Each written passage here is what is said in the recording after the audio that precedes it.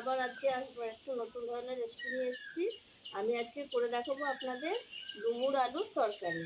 ডুমুর আলুর তরকারি কীভাবে মাংসের মতো রান্না করে নিরামিষ, সেটাই আমি দেখাবো।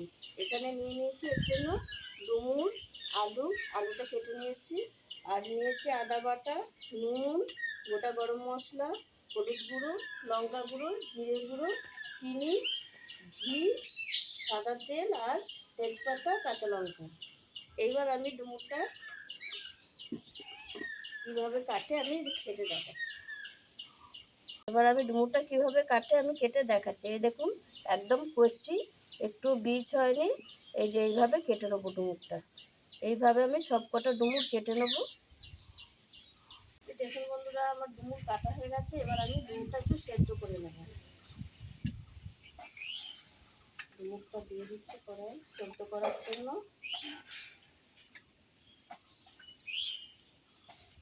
এইবার আমি দিয়ে দেবো এতে একটু নুন আর সামান্য হলুদ দিয়ে এবার আমি ঢাকা দিয়ে দেবো।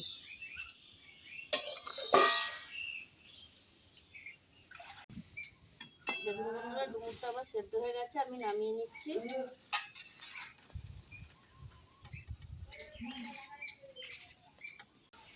কড়াই গরম হয়ে গেছে, আমি কড়াইয়ে দিয়ে দেবো সাদা তেল।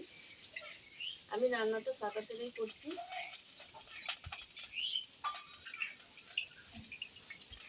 ফোড়নে দেবো তেজপাতা, গোটা গরম মশলা, এলাচ, লবঙ্গ, দারচিনি।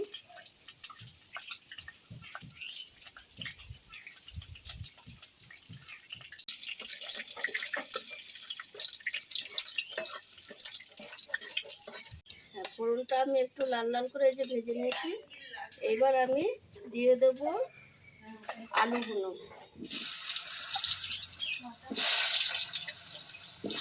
আমি আলুটা কেটে রেখেছিলাম, আলুটা দিয়ে দিয়েছি।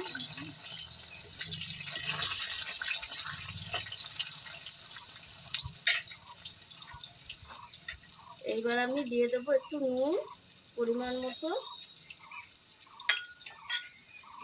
আর দেবো একটু হলুদ দিয়ে আলুটা ভাজা ভাজা করে নেব।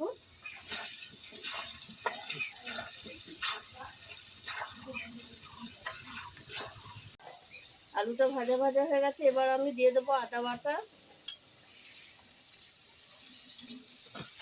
আর দেবো জিরের গুঁড়ো,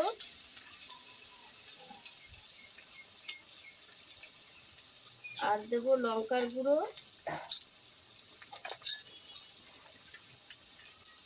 আর দেবো সামান্য একটু চিনি।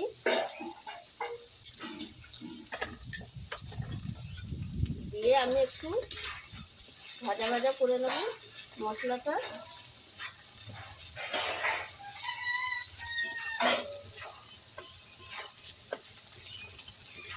মশলা যাতে পুড়ে না যায় তার জন্য আমি একটু জল দিয়ে দেবো।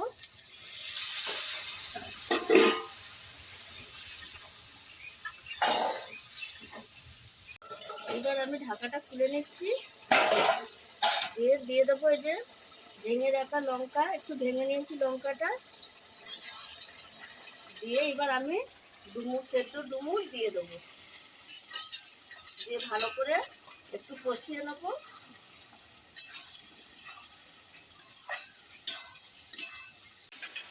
ডুমুর আলু আমার ভালো করে কষা হয়ে গেছে, এবার আমি জল দিয়ে দেবো। আর একটু জল দেবো।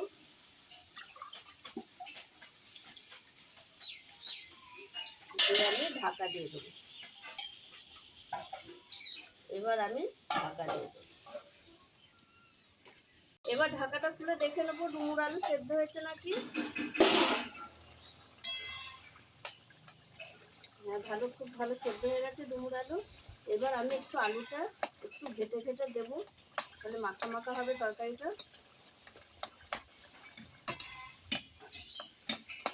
আর এখন দিয়ে দেবো আমি চীনাবাদাম বাটা, গ্রেভিটা ভালো আসার জন্য।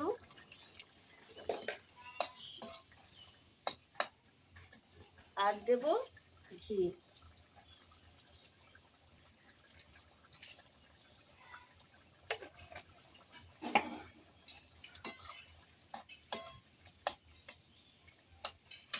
ডুমুর আলুর তরকারি আমার রেডি হয়ে গেছে। এবার আমি নামিয়ে নেব।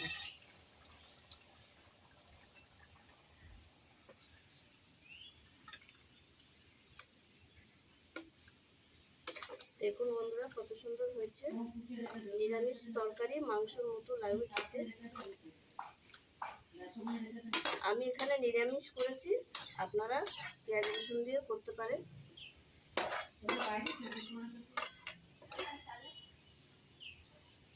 এরকম বাড়িতে খুব সহজ উপায়ে আমি রান্নাটা করে দেখিয়েছি। এরকম ডুমুর আলু তরকারি করে খাবেন।